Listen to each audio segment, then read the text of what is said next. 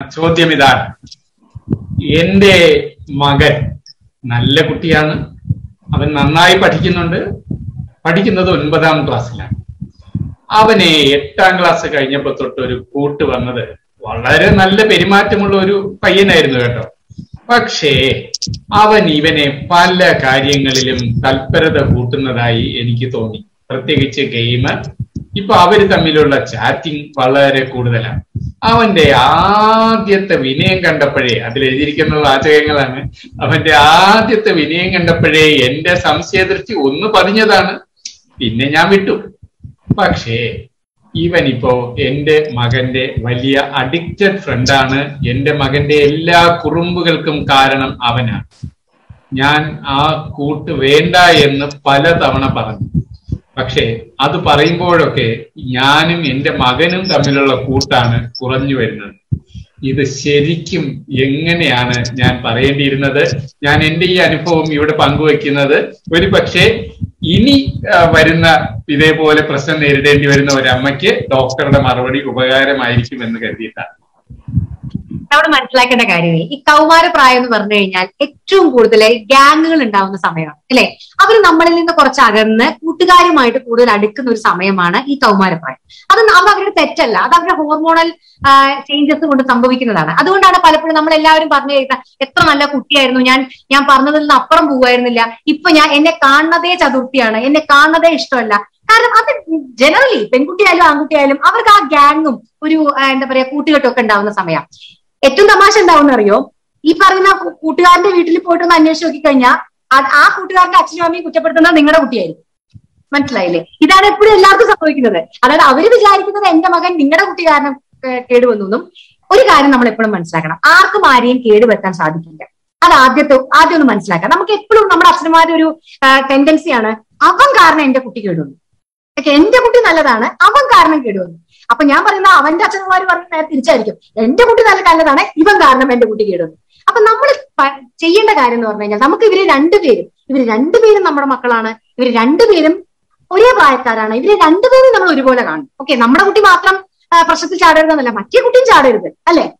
അപ്പോ തുറന്ന ഡിസ്കഷനാണ് വേണ്ടത്. ഞാൻ പറഞ്ഞല്ലോ, മക്കളുമായിട്ട് അവരുമായിട്ട് ചർച്ച ചെയ്യുക. വേണമെന്നുണ്ടെങ്കിൽ അവരുടെ മറ്റേ കുട്ടിയുടെ അച്ഛനമ്മമാരുടെ അടുത്തും ഈ കാര്യങ്ങൾ ചർച്ച ചെയ്യുക.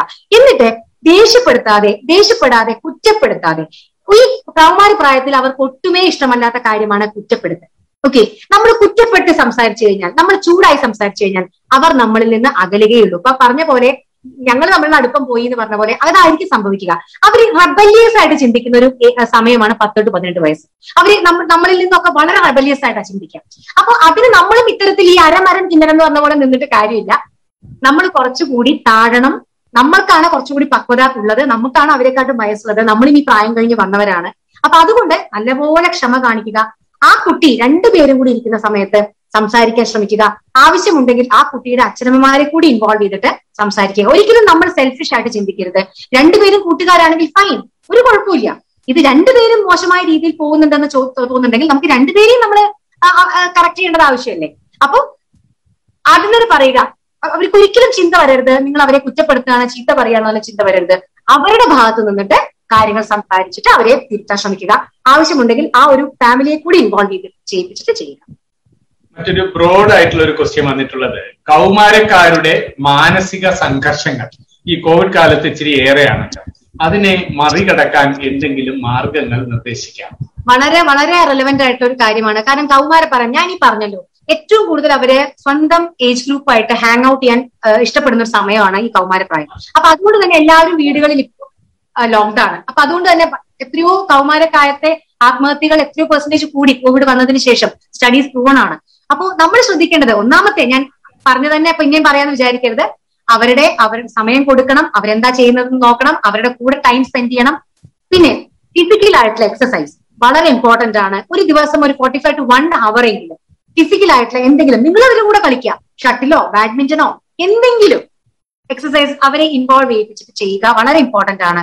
പിന്നെ അവർക്ക് ഇഷ്ടമുള്ള കാര്യങ്ങൾ, ഗാർഡനിങ് ആണെങ്കിലോ റീഡിംഗ് ആണെങ്കിലോ റൈറ്റിംഗ് ആണെങ്കിലോ മ്യൂസിക് ആണെങ്കിലോ, കുട്ടികൾക്ക് എന്തെങ്കിലും ക്രിയേറ്റീവ് ആയിട്ടുള്ള ഒരു കഴിവെങ്കിലും ഇല്ലാത്ത കുട്ടികളില്ല, അത് സത്യമാണ്.